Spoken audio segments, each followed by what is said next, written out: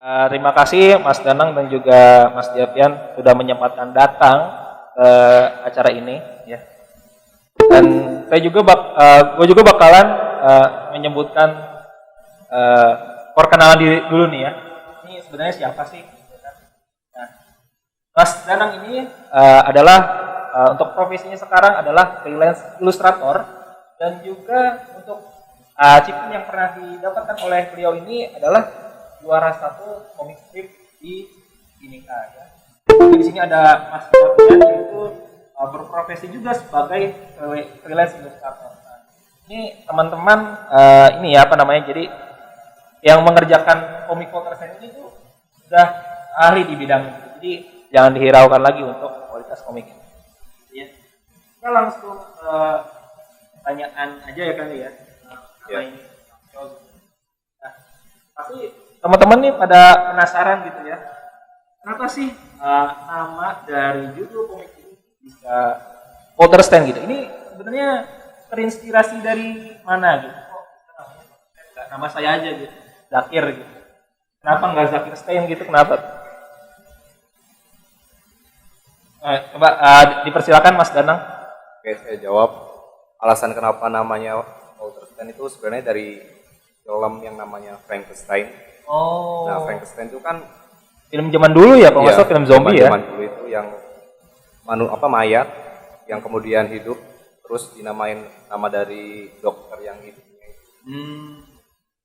Dan itu punya kekuatan kayak ya harus disetrum dulu lah buat bangkit gitu.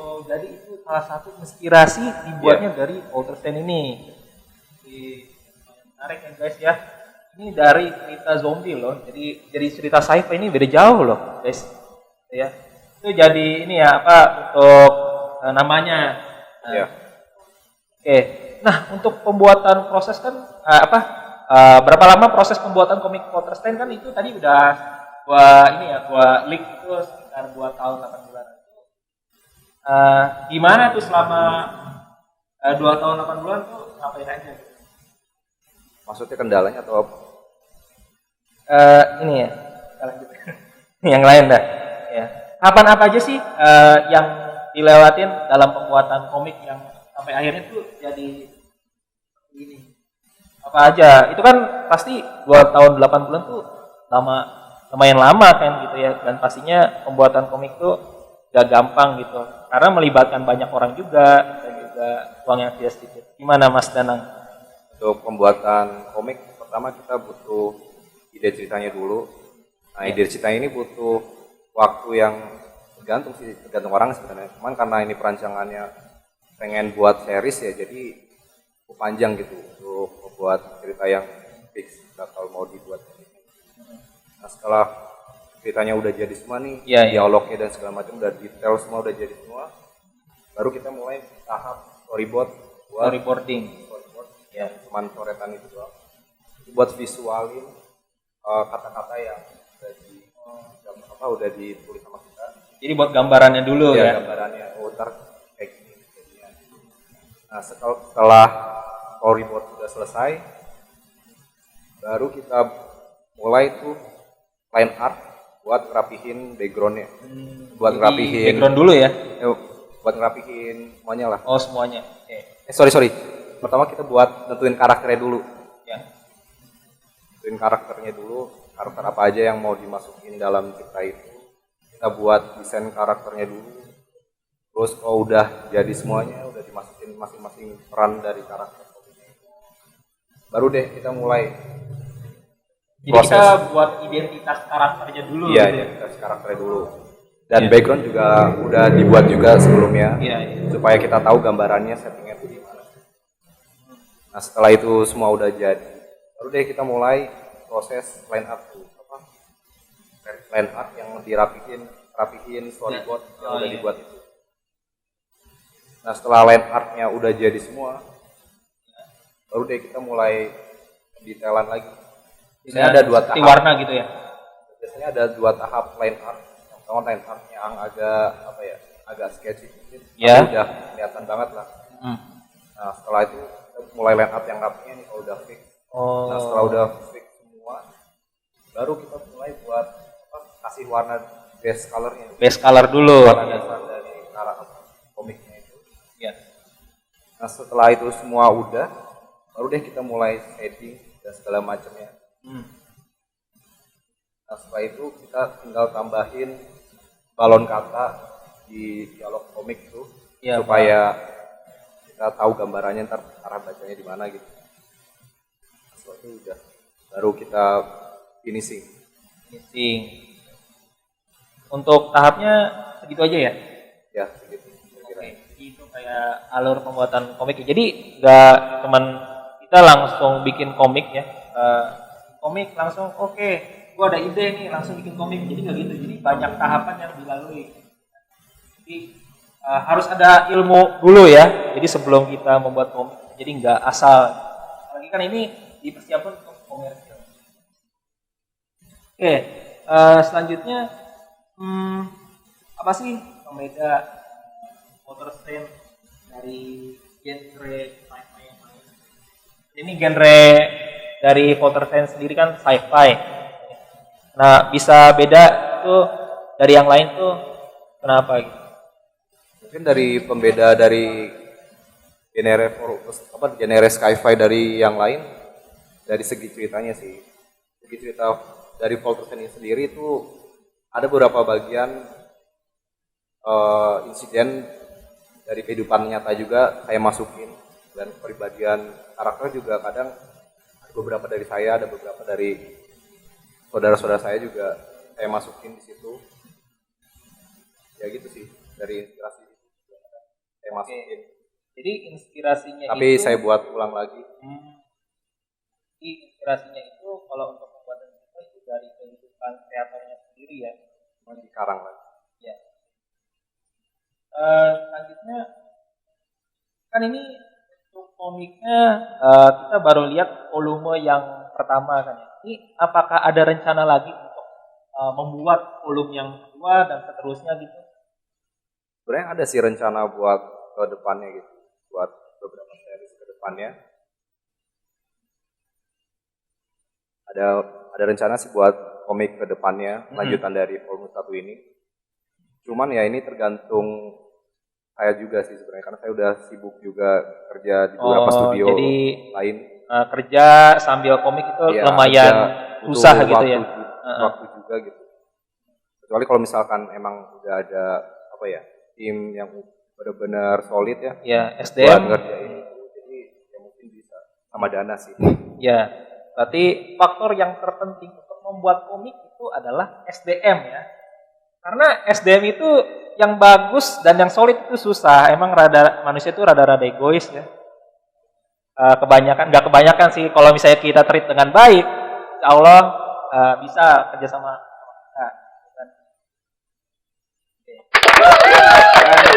Selanjutnya, nah, Walter Stein tuh kalau di dalam cover komik itu ada dua karakter.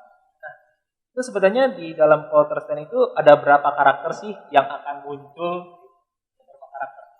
Untuk volume 1 karakternya ada 8 karakter yang muncul di volume 1 ini. Dan itu karakter yang maksudnya inti lah. Karakter yang sering yang bakal muncul. Main karakter ya. Ya. Jadi di dalam volume 1 ini yang muncul dalam 8 karakter. Nanti kalau untuk volume selanjutnya mungkin ada lagi gitu ya. Ada lagi kemungkinan kalau misalkan emang memungkinkan ada SDM yang mungkin yang kembali lagi ya ke SDM. Dan juga dananya lumayan ya. buat komik. Ya, karena seperti yang gue mention tadi, ya, pembuatan komik itu gak sedikit ya. Dimulai dari risetnya, terus nyari SDM-nya itu fun fact-nya hingga 25 juta. Sebuah dana yang sangat besar sekali ya. Danang. Oke, untuk selanjutnya gue ada beberapa pertanyaan lagi ya.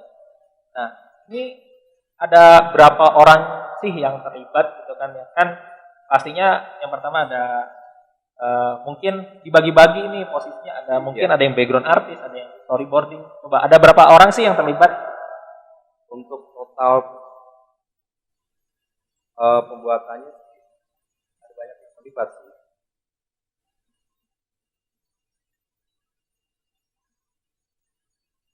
Banyak sih yang terlibat, tapi rata-rata emang orang luar.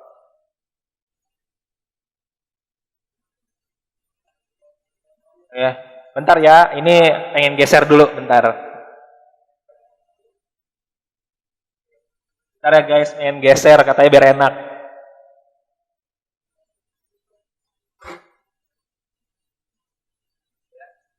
Buat teman-teman jangan kabur dulu karena di belakang nanti bakalan ada diskon ya buat 40 orang yang mau order komik Poltergeist ini hanya Rp99.000 dan juga dapetin eksklusif merchandise. Jadi jangan kemana-mana dulu, oke? Oke. Kita lanjut ke pertanyaan. Terlibat dalam pembuatan komik Poltergeist itu ada sekitar 5 orang ya. Yang satu tuh sebagai storyboard. Oke, storyboard. Namanya Adnan Haryanto. Yang kedua sebagai cover komik ini yaitu Abyan Zuhair. Dan juga ada beberapa karakter CD-nya. Untuk karakter CD-nya dibuat sama Febiola Priscilla. Dan juga ada Taufik Riza untuk pembuatan beberapa komik, beberapa chapter. Juga ada Raja Susanto untuk penghalusan kata-katanya untuk kalimat di Poltergeist, dialognya. Oke, jadi dari setiap kreator yang membuat buku Poltergeist ini tuh perannya tuh beda-beda ya, mulai dari environment, terus ada karakter, terus ada chapter juga, ada yang menghaluskan dialognya itu banyak banget. Jadi nggak sendiri ya yang buat, mati kalau sendiri yang buat. Oke, ke pertanyaan selanjutnya. Nah kan kalau kita sebagai penikmat komik ya pasti kan melihat jadinya aja ya, oh ini bagus. Tapi dia nggak bisa ngelihat proses yang dialami oleh pembuat komiknya, seperti kayak kendala. Nah, pertanyaan gue ini mungkin apa sih kendala yang dialami dalam pembuatan komik Poltergeist ini? Tuh. Untuk kendalanya mungkin karena kurang kompakan, kadang juga miskomunikasi juga. Nah, jadi komiknya agak delay, mungkin dari jadwalnya deadline-nya segini jadi lewat atau bablas. Ada. Jadi faktor komunikasi gitu kan ya. Itu sangat penting ya, karena untuk membuat komik kita harus kompak juga. Oke. Untuk selanjutnya kita ini beralih ke pertanyaan yang berdua ya. Jadi masing-masing dari kalian ini sebenarnya udah berapa lama sih di dunia ilustrasi atau komik sendiri? Coba. Untuk mulai karirnya ya? Ya, mulai karir. Karir yang udah itu. Untuk karirnya sih selalu sudah mulai terjun gitu. Mulai terjun pas dari tahun berapa tuh? Dari tahun 2018. Dari 2018 itu udah mulai gambar digital apa masih? Waktu itu sih masih ini ya, manual gitu. Masih manual. Ya, masih tahap latihan lah. Iya. Bagusin skillnya gitu. Nah, setelah jalan 3 tahunan, nah di situ mulai berkembang, udah mulai nyoba-nyoba digital, udah banyakin karya personal artworknya. Baru deh kita datang di situ beberapa yang mau beli. Dan udah berapa lama nih untuk Mas Diapian karir sebagai ilustrator? Untuk karir sebenarnya mirip seperti Mas Danang. Ya. Tapi untuk awal-awal memang mulai dari gambar tradisional dulu sebetulnya tahun 2016. Tapi setelah itu mulai ya latihan kecilan. Nah, tapi kalau untuk benar-benar berkembang dimulai dari setelah lulus mungkin ya. Jadi tahun 2020 itu sudah mulai terasa ada perkembangan yang cukup signifikannya gitu. Sampai sekarang lah. Oke. Jadi mulai belajar terus sama mungkin Mas Danang buat personal artwork juga yang portofolio sendiri atau mungkin coba-coba mencari yang di luar gitu. Jadi bisa kita lihat ya bahwa dalam pembuatan komik Poltergeist ini emang dibuatnya bukan yang baru belajar komik setahun bisa terus langsung bikin komik seperti ini. Jadi memang udah berpengalaman selama beberapa tahun. Nah, mungkin ini ada pertanyaan yang kelewat ya. Nah, ini sebenarnya komik Poltersen ini tuh menceritakan apa? Secara garis besarnya lagi. Danang. Secara garis besarnya sih lebih ke anak kecil yang pengen nyelamatin. Secara garis besarnya sih ceritanya lebih ke anak seorang remaja yang pengen nyelamatin negaranya dari kehancuran orang teroris. Dari teroris itu, nah dia pengen tuh nyelamatin beberapa ras yang ada di dunia dia gitu. Oke. Jadi itu guys ya, untuk secara garis besarnya itu adalah anak remaja yang pengen nyelamatin ras-ras yang ada di bumi gitu kan. Nah itu. Oke. Mungkin selanjutnya akan menuju ke pertanyaan teknis ya untuk Mas Davian ya. Tadi kan udah untuk Mas Danang seputar latar belakang dari komik Poltersen gitu ya. Mungkin ini pertanyaan untuk Mas Davian. Komik Poltersen ini kan banyak karakternya juga ya dan genrenya tuh action. Nah, berarti pasti akan banyak pose action ya yang ada yang harus dibuat gitu. Nah, apa sih tantangan untuk membuat pose action ini? Tantangan utama untuk terutama pose action atau pose-pose secara general itu biasanya terletak pada pembuatan gestur karakternya atau alias anatominya. Bukan cuma anatomi saja, karena anatomi itu mencakup sebagian besar.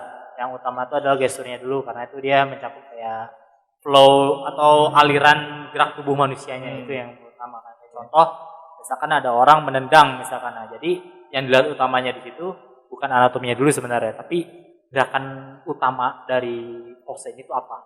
Misalkan dia menendang, nah nanti kelihatan nih kakinya arah kemana, badannya kayak gimana, lekuknya, atau dia kayak gerakan tangannya ke arah mana gitu, contohnya gitu. Berarti kalau misalnya mau gambar pose action itu ini ya dari gambar referensi asli orang ya? Kalau untuk pose-pose sendiri bisa ambil dari referensi orang. Paling banyak sih biasanya ambil referensi foto-foto yang sudah ada gitu. Atau bisa juga dari orang yang berpose dalam majalah. Banyak. Jadi memang kalau kendala untuk pose, terutama untuk tidak terlihat kaku dalam aksi, itu biasanya dari gesturnya dulu yang pertama. Itu ya. Untuk tantangan membuat pose action itu ya itu kita harus belajar dulu gestur terus bisa ngelihat flow dari tubuh manusia gitu. Mungkin selanjutnya kan